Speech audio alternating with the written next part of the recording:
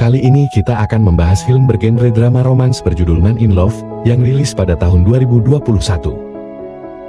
Film diawali dengan seorang pria bernama Acheng yang merupakan seorang preman sekaligus penagih hutang. Di hari itu, tampak Acheng yang sedang menagih hutang kepada seorang pria, namun orang tersebut meminta perpanjang waktu kepada Acheng karena uangnya sudah ia pakai untuk berobat anaknya.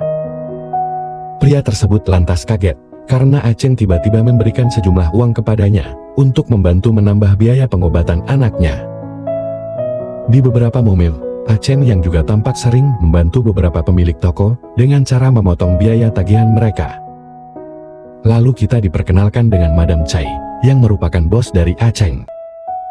Meskipun setoran Acheng selalu kurang, Madam Chai tidak terlalu mempedulikannya karena Acheng termasuk salah satu pegawai andalannya. Madam Chai lalu memberikan tugas baru kepada Acheng, yaitu menagih hutang ke seorang pria tua yang sedang berada di rumah sakit. Sesampainya di sana, Acheng bertemu dengan seorang wanita bernama Hao Ting yang merupakan anak dari pria tua tersebut. Acheng lalu menjelaskan maksud tujuannya ke rumah sakit, yaitu ingin menagih hutang ayahnya, namun Hao Ting tampak tidak mempedulikan mereka. Acheng pun terpaksa melakukan sedikit ancaman, lalu memaksa Hao Ting untuk menandatangani surat perjanjian pelunasan hutang ayahnya tersebut. Hao Ting merupakan seorang pegawai teler di sebuah bank. Suatu hari, ia didatangi oleh seorang ibu-ibu nasabah yang berniat menjodohkan Hao Ting dengan anaknya yang katanya banyak uang. Lalu Hao Ting menjawab bahwa ia mempunyai banyak hutang dan sontak ibu tersebut langsung kaget dan membatalkan niatnya, lalu pergi meninggalkannya. Acheng sendiri tampak sedang mengawasi Hao Ting dan selalu mengikutinya dimanapun ia berada, bahkan sampai Hao Ting pulang ke rumah. Suatu pagi, Acheng dibangunkan oleh keponakannya. Ia kini tinggal dengan kakaknya yang membuka tempat pangkas rambut dan istrinya yang merupakan seorang ibu rumah tangga. Acheng juga memiliki seorang ayah yang kini bekerja sebagai supir bus. Acheng lalu mendatangi Hao Ting di tempat kerjanya dan menawarkan beberapa solusi agar ia bisa segera melunasi hutang ayahnya. Namun Hao Ting yang merasa risih, berniat untuk mengusir Acheng dengan memanggil nomor antrian selanjutnya. Tanpa disangka, ternyata Acheng sudah mengambil beberapa nomor antrian, yang menyebabkan Hao Ting harus memanggil manajernya untuk mengusir Acheng. Bukannya pergi, Acheng yang melihat tangan manajernya tampak sedang melecehkan Hao Ting, lalu memukulinya langsung di sana. Mereka pun berakhir di kantor polisi, dan ternyata polisi yang menangani kasus mereka merupakan kenalan dari Acheng. Bahkan polisi tersebut menasihati Hao Ting agar segera membayar hutangnya kepada Acheng. Merasa tidak ada gunanya berlama-lama di sana, Hao Ting pun memutuskan untuk pergi dari kantor polisi tersebut. Malam harinya, Acheng kepikiran sebuah ide untuk mendekati Hao Ting. Ia lalu menggambar sebuah tabel yang isinya merupakan jadwal kencannya dengan Hao Ting. Acheng lalu menjelaskan bahwa setiap satu kali kencan, maka kotaknya akan dikorek, dan jika kotaknya sudah terpenuhi, maka hutang ayahnya Hao Ting juga akan lunas. Namun Hao Ting yang sudah terlanjur risih dengan Acheng, langsung menolak mentah-mentah tawarannya tersebut. Malamnya, ketika sedang di rumah sakit, Hao Ting menerima tagihan rumah sakit ayahnya yang sudah harus segera dibayarkan. Dengan gaji yang pas-pasan, Hao Ting pun sempat kebingungan hingga ia menelepon saudaranya untuk meminjam uang, namun hasilnya juga sia-sia. Akhirnya Hao Ting pun menerima tawaran dari Acheng, namun dengan syarat kencan yang mereka maksud hanya jalan-jalan dan sekedar makan malam saja. Sejak saat itu, Acheng perlahan menjadi lebih perhatian kepada Hao Ting, bahkan ia juga tampak memperbaiki penampilannya serta mengurus ayahnya Hao Ting di rumah sakit. Hal-hal sederhana tersebutlah yang membuat Hao Ting menjadi sedikit luluh kepada Acheng, dan hari demi hari pun mereka lewati bersama. Hingga suatu hari, Acheng melihat anak buahnya yang sedang mengacak-acak salah satu tokoh dengan maksud untuk menagih hutang. Acheng yang melihat hal tersebut langsung mendatangi anak buahnya dan langsung menghajar mereka di toko tersebut. Secara kebetulan, Hao Ting sedang lewat dan melihat keributan yang sedang dilakukan oleh Acheng, dan ia pun langsung pergi dengan perasaan kecewa. Beberapa hari kemudian, ketika Hao Ting sampai di rumah sakit, ia dikejutkan dengan ayahnya yang menghilang dari tempat tidurnya.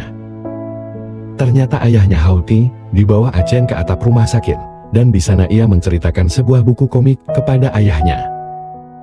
Hao-ting pun marah kepada Aceng, dan segera mengusirnya dari sana, karena Hao-ting juga masih salah paham dengan kejadian di toko kemarin. Aceng yang masih merasa kesal, lalu mendatangi Hao-ting dalam keadaan mabuk-mabukan di sore harinya. Namun di sana, ia menemukan bahwa ayahnya Hao-ting ternyata sudah meninggal dunia, dan ia pun langsung sadar seketika. Pemakaman ayah Hao-ting yang awalnya sepi, tiba-tiba diramaikan dengan kedatangan Aceng dan anak buahnya, yang berniat untuk memberikan ayahnya Hao-ting pemakaman yang layak. Di sana Hao-ting bertemu dengan pemilik toko yang sempat ia kira Aceng hancurkan tokonya, lalu pemilik toko tersebut menjelaskan bahwa di saat itu Aceng sedang membantu mereka dari anak buahnya. Tak lama setelah kejadian tersebut, hubungan mereka akhirnya membaik dan tampak semakin dekat seiring berjalannya waktu, hingga akhirnya mereka resmi berpacaran. Suatu hari, Hao-ting berkata bahwa ia mempunyai rencana untuk membuka bisnis minuman, namun karena terkendala uang, ia pun belum bisa memulai usahanya tersebut. Keesokan harinya, Aceng bersama anak buahnya terlibat perkelahian ketika sedang menagih hutang dan sempat mengalami hantaman di bagian kepalanya. Padahal malam harinya, ia sudah ada janji untuk makan malam bersama dengan Hao-ting di sebuah restoran untuk merayakan hari jadi mereka. Tidak tega melihat Hao-ting yang selalu khawatir dengannya, Aceng pun akhirnya memutuskan untuk keluar dari pekerjaannya sebagai penagih hutang. Setelah itu, Aceng pergi menemui seorang agen penjualan toko, dan ia berkata bahwa ada toko yang lokasinya cukup strategis, namun Aceng menyadari bahwa uangnya tidak cukup untuk membeli toko tersebut. Aceng lalu pergi menemui Madam Chai, memohon untuk mempekerjakannya kembali. Tentu saja, Madam Chai menolak permintaannya, namun ia memberikan opsi lain kepada Aceng, yaitu dengan berinvestasi sejumlah uang ketika Madam Chai sedang berjudi.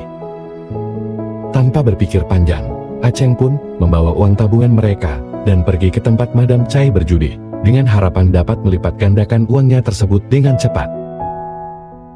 Namun tiba-tiba saja, tempat perjudian tersebut diserang oleh orang tak dikenal dan hendak mencuri uang Aceng. Aceng yang berusaha melawan sendirian, akhirnya terpojokkan, dan ia hanya berhasil menangkap satu orang, yang ternyata adalah bawahannya dulu. Di saat itu, Aceng menyadari bahwa ini semua adalah akal-akalan dari Madam Chai untuk mengambil uang Aceng. Setelah kejadian tersebut, Hao-ting pun pergi menemui Aceng, yang sudah dalam kondisi luka parah. Aceng lalu mengaku kepada Hao-ting bahwa seluruh tabungan mereka sudah hilang karena berjudi. Namun Hao-ting tetap berusaha untuk menenangkan Aceng dan berniat untuk mengajaknya pulang. Aceng yang merasa bersalah, lalu berkata kepada Hao-ting bahwa selama ini ia hanya memanfaatkannya. Aceng sengaja mengatakan hal tersebut agar Hao-ting mau melupakan dirinya dan pergi meninggalkannya. Setelah Hao-ting pergi, Aceng pun mulai membuat keributan, hingga ketika polisi datang untuk menenangkannya, Aceng malah memukuli mereka, hingga akhirnya ia harus mendekam di penjara. 6 bulan pun berlalu, Aceng kini akhirnya keluar dari penjara, dan ia langsung pergi menemui kenalannya untuk mencari keberadaan Madam Chai. Diketahui ternyata Madam Chai selama ini mengumpulkan uang untuk kebutuhan kampanye sebagai wali kota. Aceng pun mengancam akan meledakkan kantornya jika ia tidak mau mengembalikan uang miliknya. Dan singkat cerita, Aceng pun mendapatkan kembali uangnya, dan ia pun langsung pergi menemui Hao-ting untuk membayarkan hutang miliknya. Namun Hao-ting menolak uang dari Aceng dan langsung pergi meninggalkannya. Melihat Hao-ting yang tampak sudah bahagia, Aceng pun berniat untuk pergi meninggalkannya. Namun di tengah perjalanan, ia tiba-tiba mimisan hebat dan langsung pingsan seketika. Ternyata Aceng sudah mengalami kejadian tersebut sejak di penjara, dan dokter mengatakan bahwa ia mengalami cedera pada bagian otak akibat sering dihantam di bagian kepalanya, dan umurnya juga sudah tidak lama lagi. Ketika Aceng terbangun di rumah sakit, suster mengatakan bahwa ia dibawa oleh seorang wanita bernama Hao-ting. Hao-ting yang baru saja kembali menemukan Aceng yang sudah menghilang dari tempat tidurnya, dan ia pun langsung pergi mencari Aceng melalui petunjuk dari suster di sana. Berkat informasi dari kenalan Aceng, Hao Ting akhirnya mengetahui tentang kondisi Aceng dan bagaimana perjuangannya untuk mendapatkan uang mereka kembali. Setelah mencari kesana kemari, akhirnya Hao Ting menemukan Aceng di sebuah terminal bus dan mereka pun berpelukan sambil menangis bersama. Aceng pun memutuskan untuk melakukan pengobatan dengan harapan untuk sembuh dari penyakit yang dideritanya agar bisa hidup lebih lama dengan Hao Ting. Namun lama-kelamaan, tampak kondisi Aceng yang semakin melemah dan akhirnya Aceng pun harus meninggal dunia. Di tempat pemakamannya, tampak banyak orang yang bersedih karena kehilangan sosok seorang Aceng yang sudah banyak membantu mereka semasa hidupnya. Sebelum Aceng meninggal dunia, ternyata ia sudah menitipkan sebuah paket untuk kakaknya sebagai pengganti lampu tempat pangkasnya yang sudah rusak sebelumnya. Di akhir cerita, tampak Hao Ting yang bertemu dengan ayah Aceng dan ia pun menemani ayahnya sembari mengobrol, menaiki bus bersama. Dan begitulah akhir cerita dari film Nan in Love. Jangan lupa untuk like, komen, dan subscribe untuk konten menarik lainnya. Sampai jumpa di video berikutnya.